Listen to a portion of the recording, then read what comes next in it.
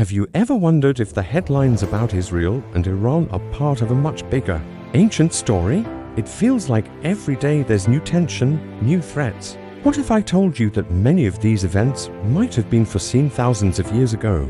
Today, we're diving deep into biblical prophecies to understand the potential conflict between Israel and Iran, possibly unfolding in 2025 or 2026. This isn't about fear-mongering. It's about seeking wisdom and understanding the times we live in. So, where do we start? When we talk about Iran in the Bible, we're often looking at ancient Persia. The Book of Esther gives us a fascinating historical account of a plot to annihilate the Jewish people orchestrated by Haman, an Agagite. This event took place within the Persian Empire. It's a powerful story of near disaster turned into miraculous deliverance, showing God's hand protecting his people. This historical animosity is a thread that some see continuing into the modern day.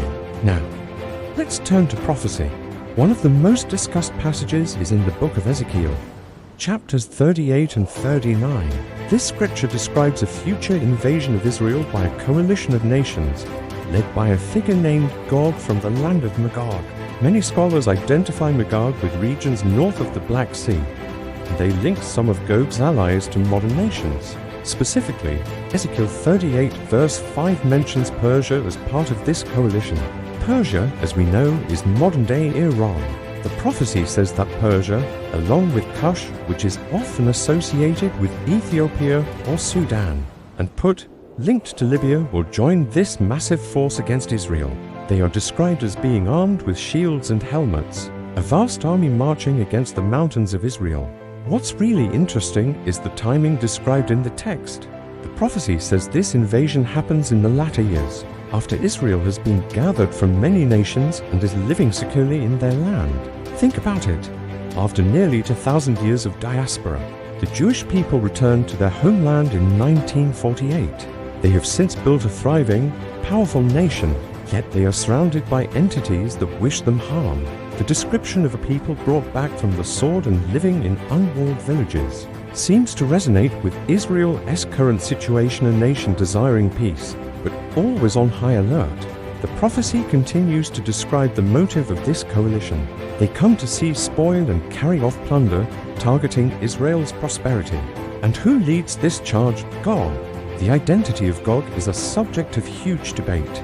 Some scholars connect Gog to a leader from the area of modern-day Russia or Turkey, given the geographical descriptions. The idea is that a northern power will unite with nations like Iran to come against Israel. So, how might this play out in 2025 or 2026? We see the geopolitical stage being set right now. The alliance between Russia and Iran has grown stronger. Iran's nuclear ambitions are a constant source of international concern, and its proxies like Hezbollah in Lebanon and the Houthis in Yemen are consistently threatening Israel's borders. The pieces seem to be moving into place, aligning with the descriptions in Ezekiel. But here's the most crucial part of the prophecy, the outcome. Just as it seems Israel is about to be overwhelmed, the scripture says God himself intervenes.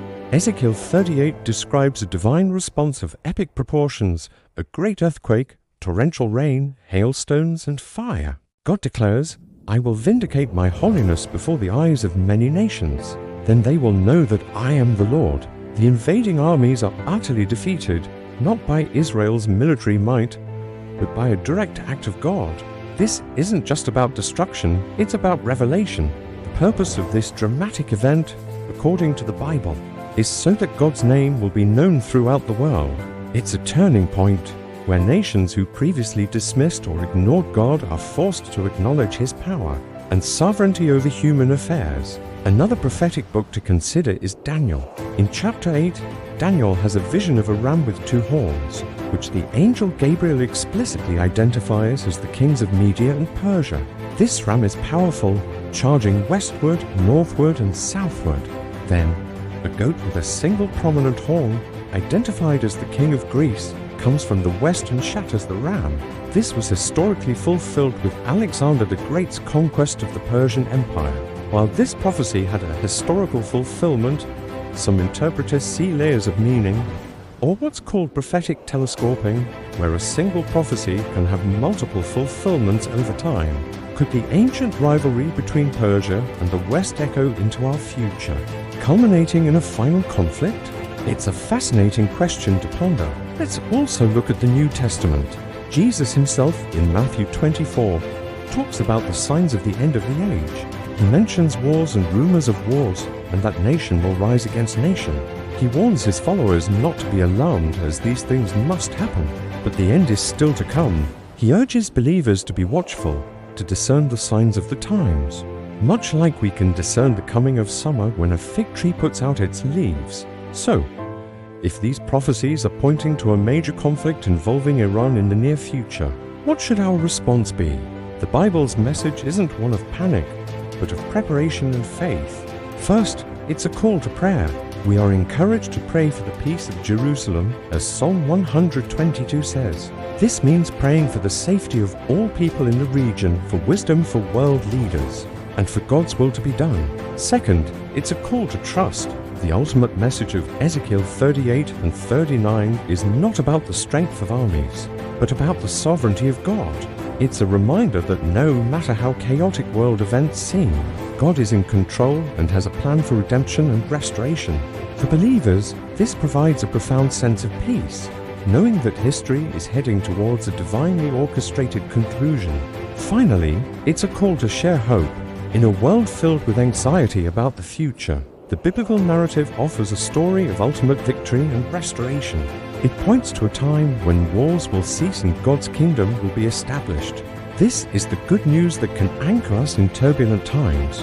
As we look towards 2025 and 2026, we should watch world events with a discerning eye, not through the lens of fear, but through the lens of faith. The ancient prophecies of the Bible provide a framework for understanding the complex dynamics of the Middle East. The rising tensions between Israel and Iran may indeed be a significant sign of the times, a prelude to the fulfillment of events described thousands of years ago. Whether these specific years are the exact timing, no one can know for sure. Jesus said that no one knows the day or the hour, but we are called to be aware, to be watchful, and to place our ultimate hope not in governments or armies, but in God who holds the future in his hands. The story isn't over, and the final chapter promises a resolution that will bring glory to God and establish lasting peace. Thank you for joining me on this deep dive into a very complex and important topic. If this has given you a new perspective, please consider liking this video and subscribing for more content that explores our world through the lens of Scripture. What are your thoughts on these prophecies? Let me know in the comments below. Stay watchful and stay hopeful.